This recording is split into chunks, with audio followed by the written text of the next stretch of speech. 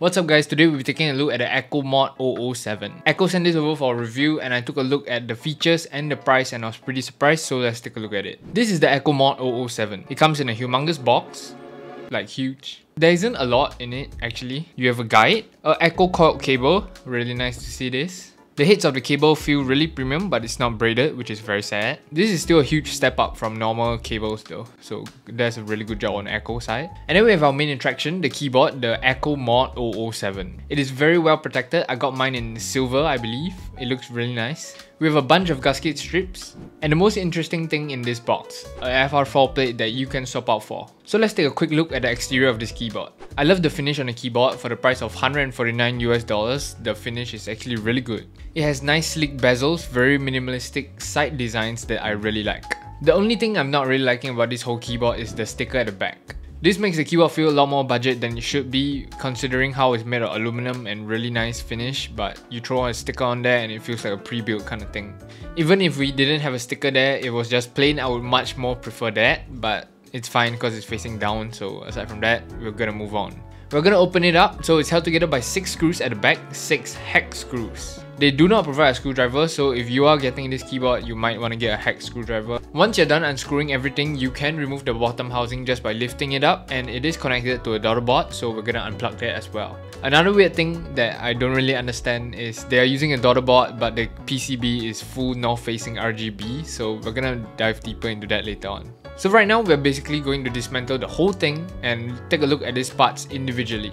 Starting off with the bottom housing, it is very weighty. It is very weighty, really nice. There are grooves inside, I'm not sure why, but this is probably for acoustics. I am not too researched into this yet, but guessing it's for acoustics. We have a piece of case foam that comes with it. For some reason, it feels really thin, even though it looks decently thick. It's just not dense enough. The top housing is pretty simple, nothing much aside from your gasket cutouts. But I do have to say the finish on both inside and outside the case, exterior, interior on both the top and bottom housing is really good. I couldn't find any defects whatsoever, so that's a really good job. We move on to our PCB.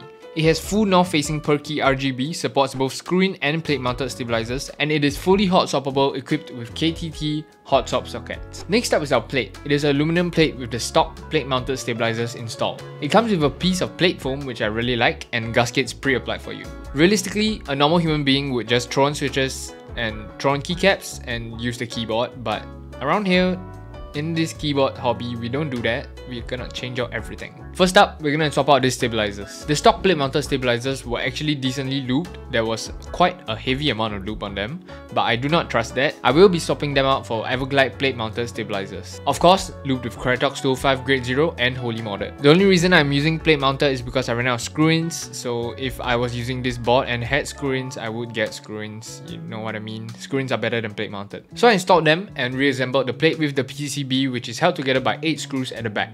Now we move on to switches. They actually sent me their brand new switch. I don't think it's released, or maybe it is because I'm doing video late. It's called CS Silver, I believe. The box literally just says custom switches. I have no idea. But it has jelly housing, so I'm just gonna call it Jelly Silver. The Jelly Silvers are basically one of the fastest switches that Akko has ever made. It has a 1mm pre-travel, so this is basically for all the gamers out there. It is a 3-pin linear switch with a bottom out of 45 grams. It has a POM stem, PA nylon bottom housing and polycarbonate top housing. It's a speedy boy. But yeah, I looped them with Krytox 205 Grade 0 and installed them onto my PCB. After all that, I connected the daughter board back onto the PCB and assembled the whole case back together. We are ready for our keycaps. Some of you know that if you have north-facing RGB and you want to use cherry profile keycaps, which is a very common keycap profile, you might run into some interference. Might. Akko actually sent me their ASA profile keycaps. They have a bunch of them and they look pretty nice, so I will be using some ASA profile keycaps. This is called the Black JP. It is double shot PBT, so really thick material. It has an ASA profile, so no cherry interference. It is very well packaged and compatible with every single layout you want to try out there. Afterwards, I threw on the keycaps and I will be showing you guys a typing test of how this keyboard sounds like.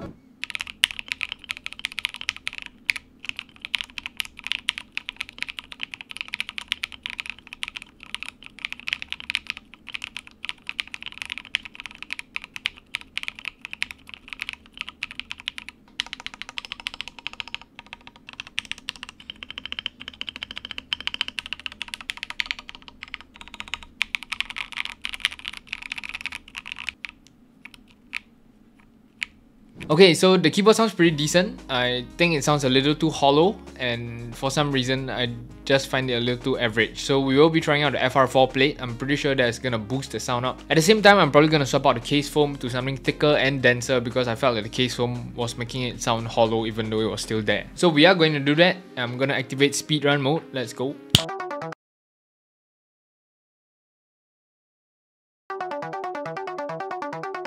Okay, so we are basically halfway through the speed run, and I realized something while using this FR4 plate. The aluminum plate required 8 screws to connect the PCB and the plate together, but with the FR4 plate, you do not need to screw it in together. So if you're doing this, you don't need to screw in anything. There is no missing holes. The plate and PCB is just held together by the switches themselves. Aside from all that, everything stays the same. Reassemble the case back together, connect the daughter board, assemble the case, blah blah blah. And instead of using 6 screws at the back, I decided to use 4 because I felt like it was a little stiff when I was typing as well. Okay, now that we're done, this is the keyboard with the FR4 plate, a thicker and denser case foam, and lesser screws at the back.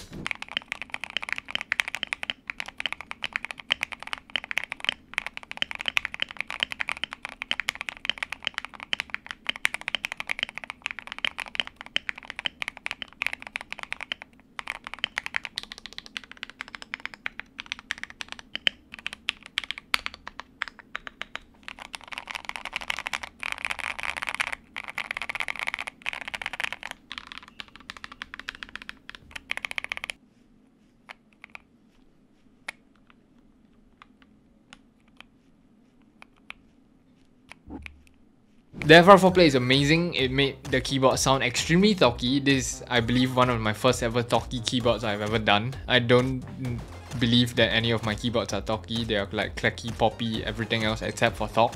Overall, I would give this board a solid 8 out of 10. For a price of $149 US. For a price of $149 US, I think that this keyboard is very well built. I think it is very well done. The keyboard can be used by anyone. Any beginner can just grab this kit and start working on it.